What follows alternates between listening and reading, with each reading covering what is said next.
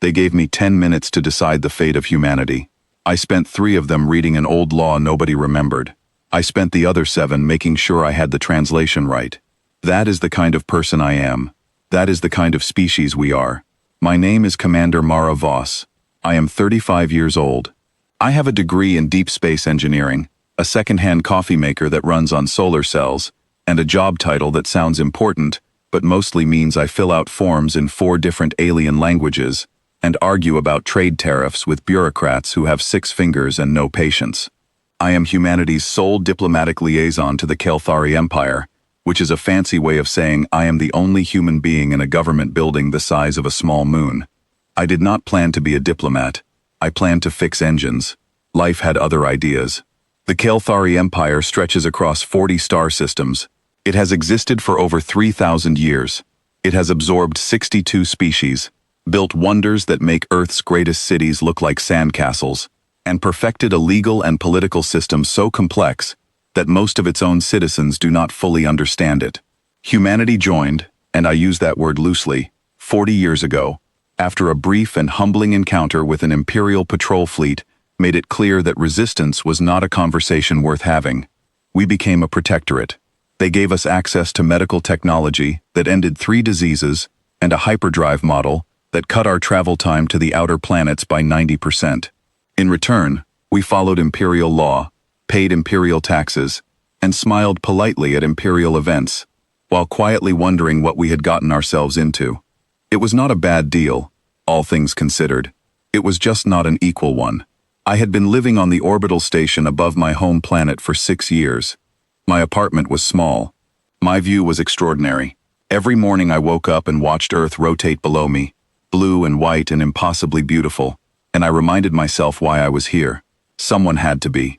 Someone had to sit in those meetings, read those documents, push back on the small things, so the large things did not get worse. That someone turned out to be me. On a Tuesday, the Kelthari do not have Tuesdays, but I kept Earth time out of stubbornness. I was eating something that smelled like a shoe but technically qualified as breakfast when the summons arrived. It was golden and holographic and covered in Imperial seals, which meant it was either very official or very decorative. It was both. Grand Arbiter Duno Rel, head of the Imperial Tribunal, had invoked Accord 7, Section 9 of the Bonding Accords. I had to look that one up. When I found it, I read it 3 times, because I was certain I had the translation wrong. I did not. Accord 7, Section 9 stated that in times of Imperial succession disputes, Protectorate envoys could be summoned as alliance anchors. An alliance anchor was required to publicly choose between rival claimants, binding their species to that house for a minimum of 100 years. In other words, I was being asked to walk into the largest political arena in 40 star systems and pick a princess. I contacted Earth immediately. The signal delay was 14 minutes each way. That meant I would wait 28 minutes for a reply. I sent the message, explained the situation in plain language, and then sat very still for a moment, looking at the summons. There were 2 princesses. Princess Sail of House Auran was the elder heir. Brilliant, precise, and openly interested in human technology. She had visited Earth twice and spent both trips touring research facilities. She never asked questions that were innocent. Every question was an assessment. If I chose Sael, humanity would spend the next century as an intellectual resource to be mined. Our scientists would find their best work absorbed into Imperial archives under Imperial copyright. Our engineers would design systems that other species would patent. We would be comfortable. We would be very, very useful. And we would always, quietly, belong to someone else. Princess Veth of House Korath was the younger heir. She was a military commander before she was a princess, and she had never stopped thinking like one. She had looked at humanity's population, our physical endurance, our documented ability to function under extreme stress, and seen something specific: soldiers. If I chose Veth, human crews would find themselves assigned to contested border regions within a decade. Our children would grow up in a universe where joining an alien military was not a choice, but an expectation. We would be respected. We would be feared. And we would spend generations bleeding for a war that was never ours. I sat with those 2 options for a long time. My aide, Consul Hale, arrived while I was still staring at the wall. Hale was Kelthari. one of the few I had met who seemed to genuinely like humans, in the way a person likes a clever animal that keeps surprising them. He had worked in the diplomatic corps for 60 years. He knew things about the empire that did not appear in any document. He looked at the summons, he looked at me. He said, very quietly, "There is no good option here. Choose the one who hurts you less." I appreciated his honesty. I did not take his advice. The choosing tribunal was held 3 days later, in the Grand Hall of Consensus, which was the empire's way of naming a room that seated 12,000 observers, and was broadcast live to every populated system under imperial law. I had been inside it once before, for a trade ceremony that lasted 9 hours and involved 17 speeches and a ritualized exchange of small rocks that apparently meant something significant. That had been difficult. This was something else entirely. I walked in alone. I was the only human in the room. The ceilings were so high they disappeared into their own atmosphere. The floor was made of something that looked like polished ice and rang softly under my boots with every step. The galleries were filled with observers, courtiers, diplomats, representatives from 6 other protectorate species, all watching from their assigned tiers, with the focused attention of people who understood exactly what was at stake. Duno Rel presided at the center dais. He was ancient by any standard, 4 centuries old, according to public records, and he carried himself with the particular confidence of someone who had never been genuinely surprised by anything. He had overseen 47 choosing tribunals. None of them had gone unexpectedly. Princess Sale presented her case first. She spoke for 12 minutes in perfectly calibrated imperial formal register, laying out trade benefits, technology transfers, and partnership frameworks with the precision of someone who had rehearsed every word at least 20 times. Her data was accurate. Her projections were reasonable. She looked at me exactly once during the entire presentation, at the very end, with an expression that was not quite a smile, but was close enough to make her meaning clear. She believed she had already won. Princess Veth did not bother with data. She showed a star map. Human vessels, marked in a different color, positioned along 3 active conflict zones. She called it integration. She called it honor. She said the word partnership 4 times, and never once mentioned what human crews would be expected to do in those zones, or how many of them would come home. Her honor guard stood at the edges of the dais with weapons that I noticed, with the part of my mind that never fully relaxes, were not secured. That was not carelessness. That was a message. I was given 10 minutes to deliberate. Hale appeared at my elbow as I stepped back from the dais. He said nothing this time. He just looked at me with the expression of someone who already knew what I was about to do, and was not sure whether to be impressed or frightened. I was not sure either. I used 8 of my 10 minutes. Not to decide. I had decided somewhere between reading the summons and eating my terrible breakfast on that Tuesday. I used the time to go over my translation one more time, because if I was going to do this, I was going to do it correctly, in the tribunal's formal dialect, without a single grammatical error. When I returned to the dais, the hall was so quiet, I could hear the faint hum of the broadcast systems overhead. I said neither name. Instead, I cited Accord 3, Section 1. Accord 3 was the oldest part of the bonding accords.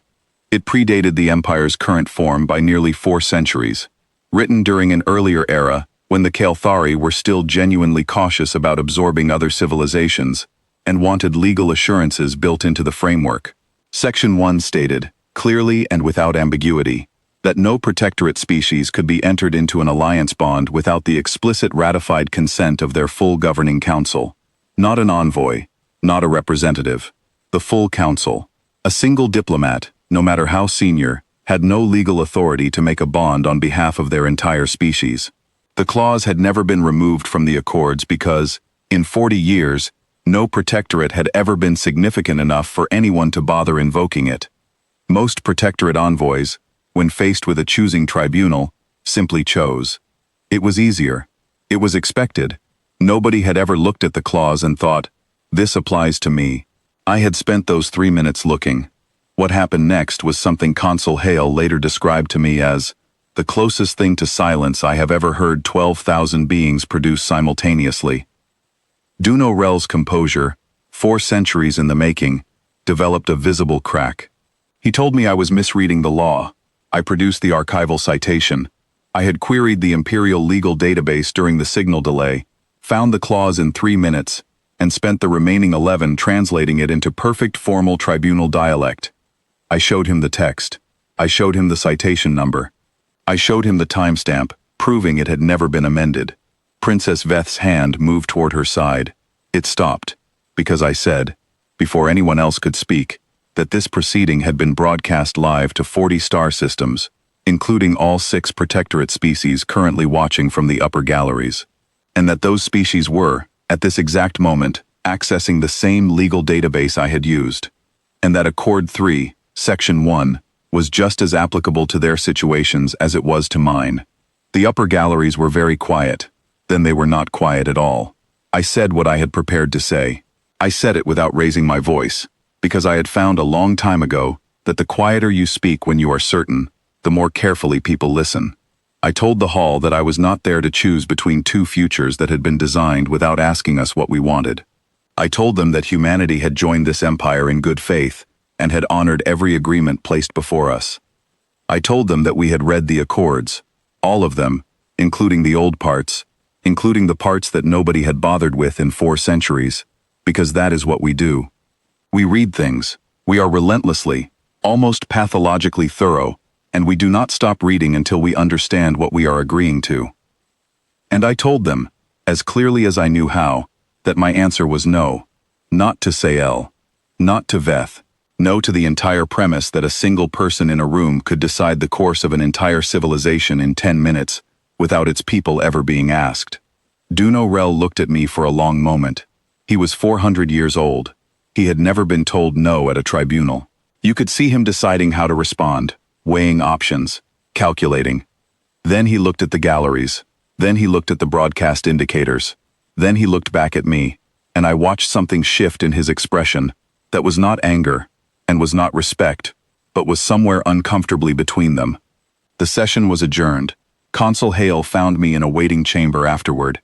He did not say anything for a while. He brought something warm in a cup. I drank it without asking what it was, which is not something I usually do, but I was very tired, and it smelled like cinnamon, and I decided to trust it. He said finally, I have worked in this empire for 60 years. I have attended 9 choosing tribunals. I have never seen anyone do that. I told him I had just read the document. He said, yes. That is the part none of us thought to do. Princess Sael came to see me that evening. I expected a threat. She is too intelligent for threats. Threats are for people who have already lost the argument. She asked me, with genuine curiosity, how I had found the clause so quickly. I told her I had a good search method and unlimited stubbornness. She was quiet for a moment. Then she asked if I would be willing to serve as a legal consultant to the imperial court. Not as a servant, not as a protectorate resource, but as an advisor with a formal title and actual authority. I told her I would think about it. Earth's reply arrived 28 minutes after the tribunal ended, exactly on schedule. It said, awaiting your guidance. We trust your judgment. I read it twice. Then I laughed, for the first time in several weeks, and it felt like something releasing that had been held very tight for a very long time. Over the following weeks, the consequences unfolded slowly, and then all at once. The succession crisis was referred to a full Imperial Council vote, the first in 200 years, because apparently you can run an empire for 2 centuries without ever needing to consult everyone, until suddenly you cannot. Accord 3 was formally reinstated to active law. 2 protectorate species formally requested human legal advisors. The word that spread through diplomatic channels, the word people used when they talked about what had happened, was not rebellion. It was not defiance. It was something quieter than that. They called it the quiet refusal. I sent one final message to Earth. It was a single sentence. It said, we are going to need more lawyers. They did not look like a revolution, those 10 minutes in that enormous hall. They did not feel like one, from the inside. It was just a person who had done her reading, standing in a room full of people who had assumed she would not. No weapons, no armies, no dramatic confrontation with ancient evil. Just preparation, patience, and the particular human habit of reading every page of a document, even the very old pages, even the ones everyone else had forgotten, because you never know which one is going to matter. It turned out that one mattered very much, and that, in the end, was enough.